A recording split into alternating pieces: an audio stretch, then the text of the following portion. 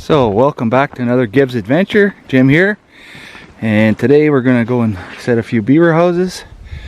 We have a super wide track 900 Ace Bombardier, and then I got my 900 wide track, and I'm gonna pull a sleigh, and we're loaded for beaver.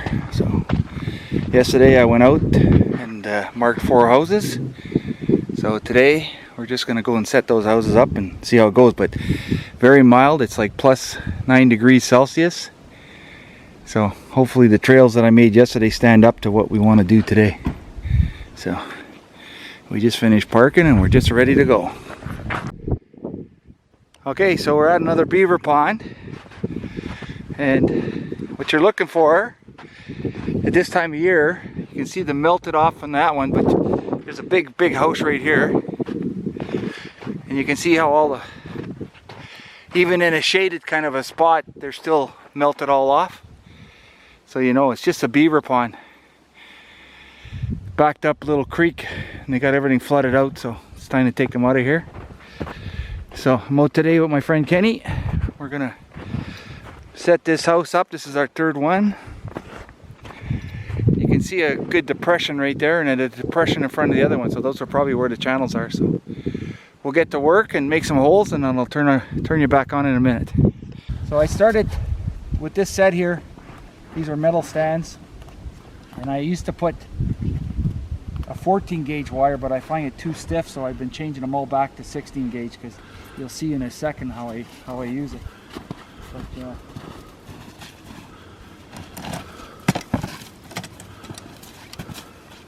I like, my favorite beaver trap is the Savageau 2001-12.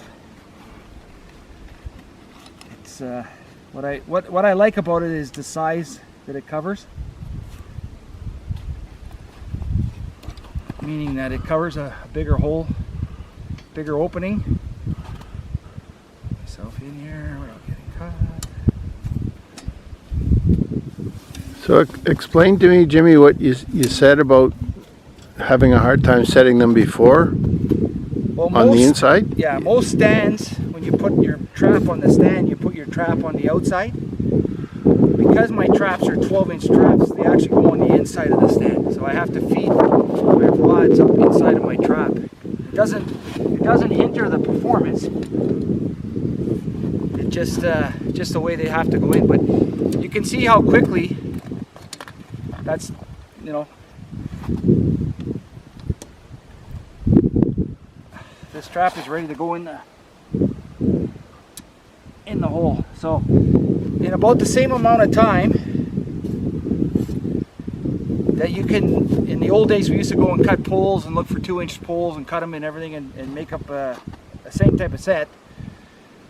In the same amount of time that a guy can set up 4 traps, if you're good, once you get good at setting houses, the other guy goes, looks for it, finds a channel, opens it up. By the time I have the 4 sets ready, he's ready to pluck them in, and then we're gone. And this is what, Kenny, our 3rd house now, right? Yeah, it's our 3rd house. And we've been at it for what, maybe an hour and a half? Yeah. So, you know, it goes really good. What I did yesterday is I came out and I made the trails, because it's so mild and we're losing our snow. I was scared that if I didn't have a trail, we'd break through the thing. With the machines we have today, though, these Scandics they're incredible. Like Kenny's got the super wide track. I have the wide track, and you know, I'm pulling a sleigh. I forgot my cover, and it's full of, I probably got an extra 200 pounds of slush in my sleigh here, but it's just incredible where these machines will go. So anyways, that's, but you make up 4 of these, and what we're doing is we're gang setting inside of the, in the channel, and we'll leave them for at least 2 days, maybe 4 days. 2 for sure, because tomorrow's supposed to rain. I ain't coming back tomorrow. Yeah, no. The first day and 2nd day generally, I like to leave it 2 days and then longer after that, but 2 days is good for the first check. You know, if you're on a channel. Yeah, and if you are on a channel, you got them right away. Yeah, you're getting them out of the way. Yeah.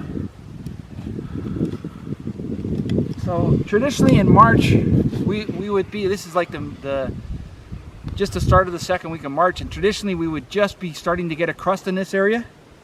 Of course, this year there wasn't a lot of snowfall, and we've got this really mild weather. Like, it's supposed to be 9 degrees Celsius today, and tomorrow it's supposed to rain. So kind of, so see what I mean by inside? You put your rod inside.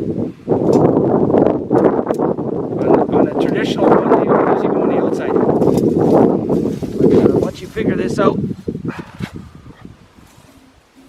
because I bought these off Arthur Doucette out of Strickland when I went to his workshop, and I was cursing putting them on. I bent a bunch of them. You see my frames were bent a bit trying to get them on the outside.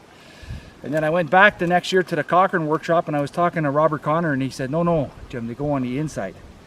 So once I understood that part, they go pretty good.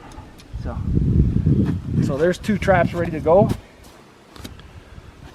And we just got to get our hole next though.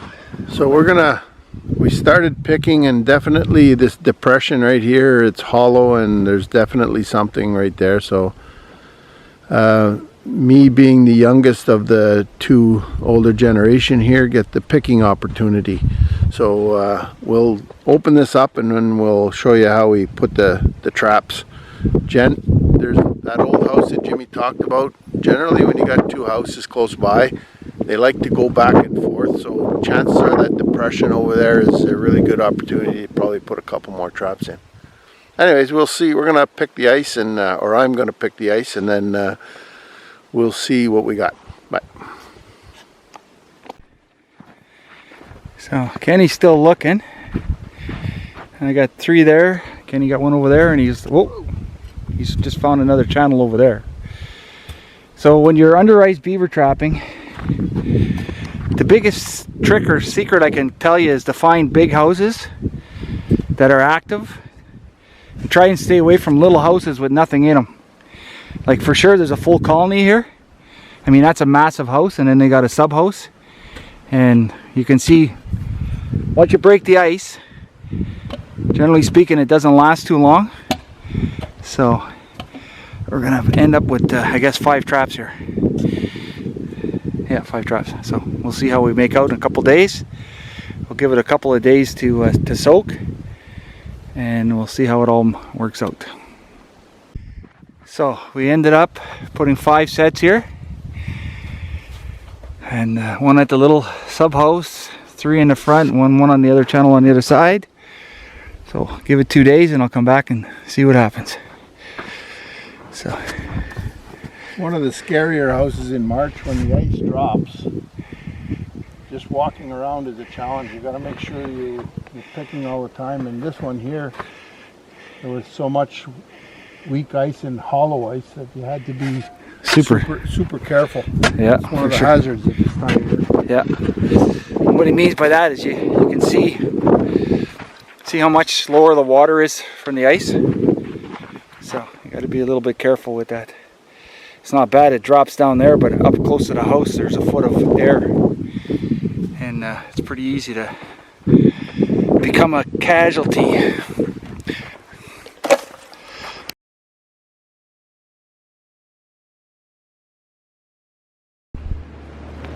So welcome back, Jim here, and we're going for a check today. I got 3 houses set. The weather has been really wild. We lost half the snow anyways. It was like up to 10 degrees and raining, and today it's -4 and snowing a bit, blustery, so we'll see how it goes. But follow along. I'm loaded up, I'm ready to go, and we'll see what we caught. Got 3 houses on a 2-night check. So I'm back at the first house, and we're getting ready to check. You can see the mild weather has really brought the slush up. I had set 4 traps here, and you can see this house is full of, or no snow on it, melted off. It's a blustery day today, so the wind's up probably. Might have a hard time with what I said. But I had gang set 1 channel here with 4 traps. We'll see how we do. So 1 beaver out of 4 sets. So I'll jig them around here a little bit and try for better in the next pass. But anyways, 1 down. So back at the second house, it's always a good sign when you see your poles knocked over. So probably at least 1 for sure, maybe more. and there's one over there. So good sign when you see that.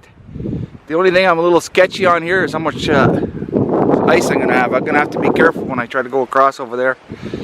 So see how it goes, but I'll turn you back on once I check the traps. But definitely I got a beaver there, I'm pretty sure, because 2 of the traps are knocked over, and looks like one over there. So just quickly show you, I had 5 traps here, and I ended up with 4 beaver. So I would say there's probably at least 2 more beaver in this house, but we'll see. Set it for another 2 days and come back. But quite satisfied with the results.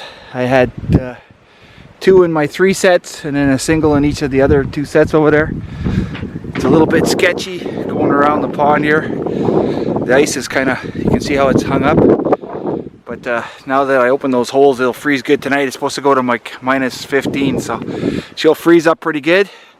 So I'll put these guys in fur bags, and then I'll haul them back out with the sleigh. One of the tricks that I try to use when I'm doing this is to go to my furthest house first and then work my way back, just in case you fill up your sleigh with so much gear or so much beaver. It's a lot of extra weight that you're carrying around. So I start furthest and work my way back to the truck. So not bad. 4 beaver out of 5 sets. Quite happy about that. So this is the 3rd house that we set. It's a pretty small house, really. At best there's a pair. At the very super best there'll be a pair with a bunch of little ones, but we'll see. It's pretty shallow water here. I just was able to get the traps in, so now with it freezing, I don't know how it's going to be. But we'll check it and we'll see what we got. But so far so good. So all I picked up was a muskrat. That's one thing I like about the Savage Joe traps. It's very rare muskrat gets out of it. So I'm 0 beaver, 1 muskrat at this house. And that's the way it goes. Well, it's a cattail, so it is kind of like a muskratty area, but I'm not really here for muskrats. I'd rather have the beaver. So there you go. Probably worth as much as a small beaver anyways.